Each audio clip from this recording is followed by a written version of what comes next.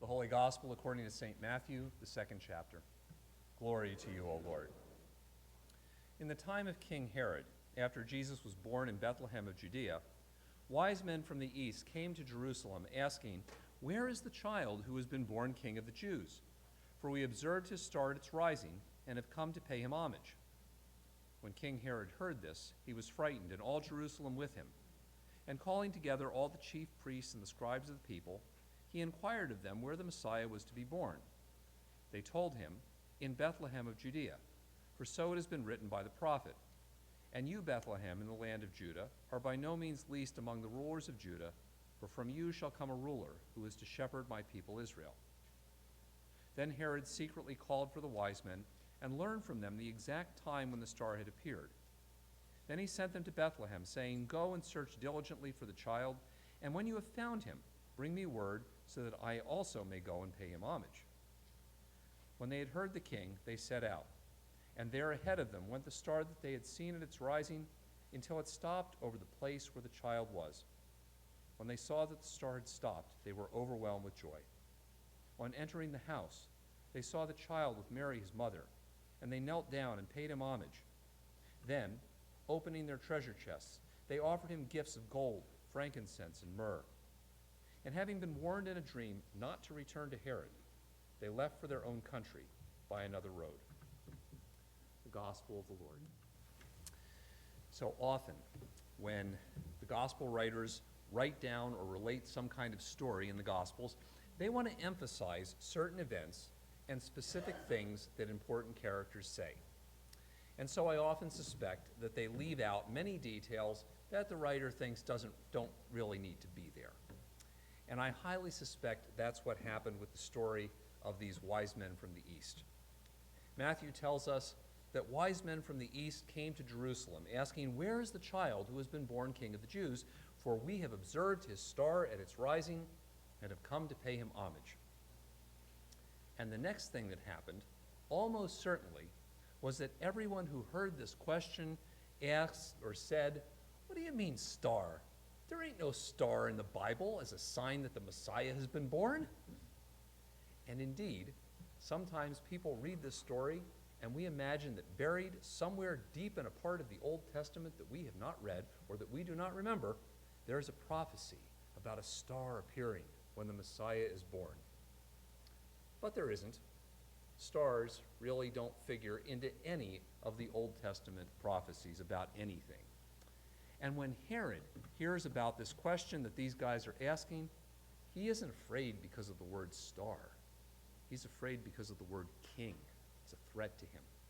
And he calls together his advisors to ask not where the Bible talks about a star, but where the Bible talks about the birthplace of the Messiah, the promised messianic king. Honestly, Herod doesn't care about a star. That's a pagan thing for these astrologers from the east to worry about. And besides, if there had been some big and significant star, everybody else would have seen it. But just in case these weirdos are onto something, he wanted to make sure that there wouldn't be any threat to his throne.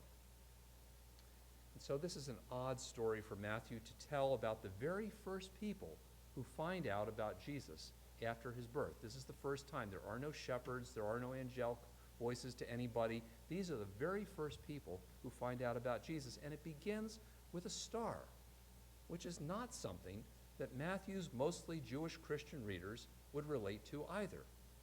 The star is not a Jewish thing. The star is not a Christian thing. It's a Zoroastrian pagan thing. And yet, there's something significant about that too. Apparently, right from the beginning, God is so interested in Gentiles, other people, finding out about Jesus, that God uses a Zoroastrian thing, a star, to guide these unlikely wise men to find Jesus. But, honestly, it didn't stop with the star. The star was the first thing. These guys could have said to themselves, "Hey, look, there's a star up there, and that means that there's a new king born over in Judah." And then they could have gone back to whatever else they were doing. But they didn't. Apparently, God can be very intriguing even when using Zoroastrian methods. And so the story of the wise men finding out about Jesus, which is a good definition for what the word epiphany means, finding out about Jesus. This happens because the wise men pay attention to the world that they live in. They had probably never heard about the Torah, and they probably believed in many strange things, including that the stars would reveal to them all kinds of secrets.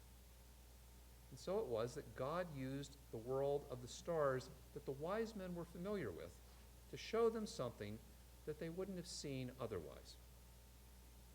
But it didn't stop with the star, because to find Jesus, they also needed to talk to others and to ask questions. Somehow the star only got them into the general vicinity at first. This has always amazed me because later on in the text it says the star ended up stopping right over the house and pointing right there. But somehow when they got to Jerusalem they were lost and had to ask for directions. I don't know. But in order to find Jesus, they apparently need to talk not just to Herod, but to average people in Jerusalem. And they also need indirectly to talk to the scholars who do know what the star might mean, even though the star isn't mentioned in the Bible. They somehow put this information in front of the scholars who go, well, there aren't no stars, but there is a promised Messiah. Where would the Messiah be? And they need that information. And most importantly, they need to be committed to a journey. And that journey isn't simply the one that eventually got them to Bethlehem. They also have to be committed to a longer journey than they thought, because they get warned in this dream to go home by a different route and not to go back to Herod.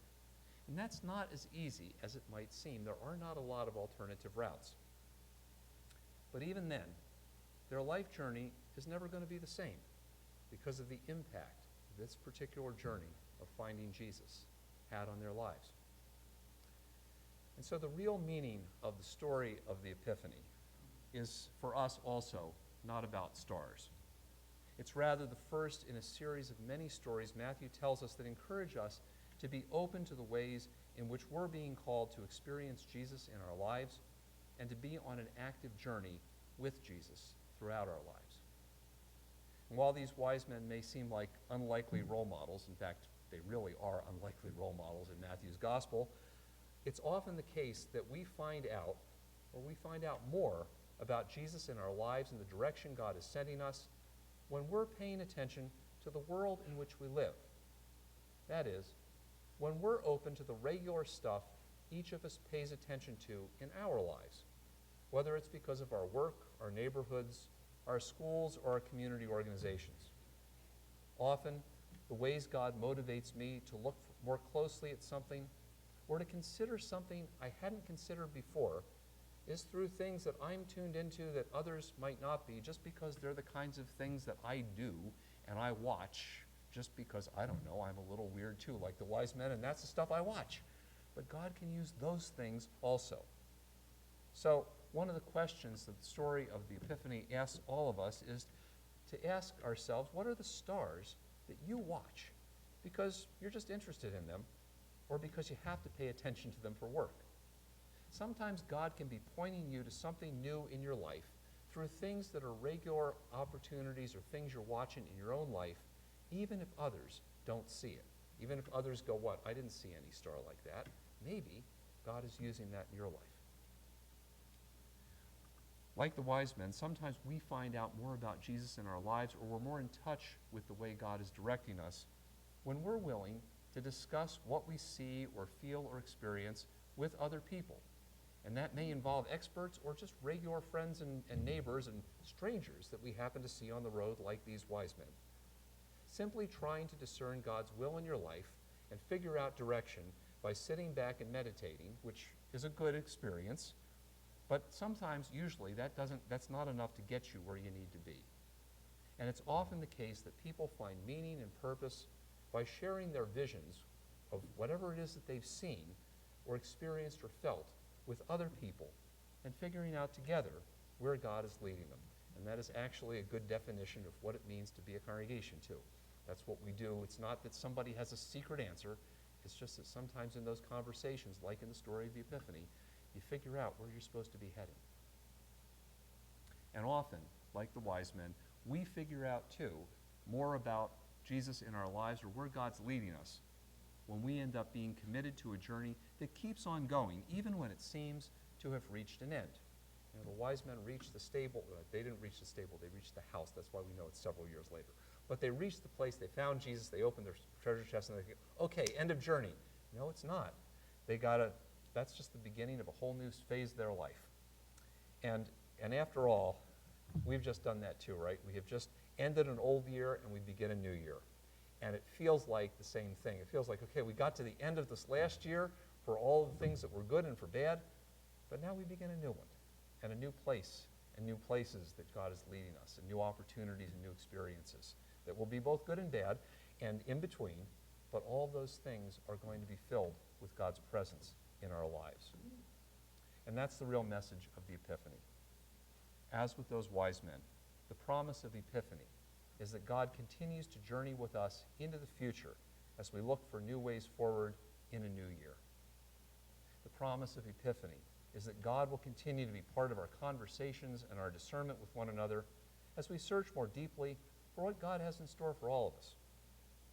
And the promise of Epiphany is that no matter where our journeys take us, God will continue to journey with us, giving us strength and guidance as we continue to move forward.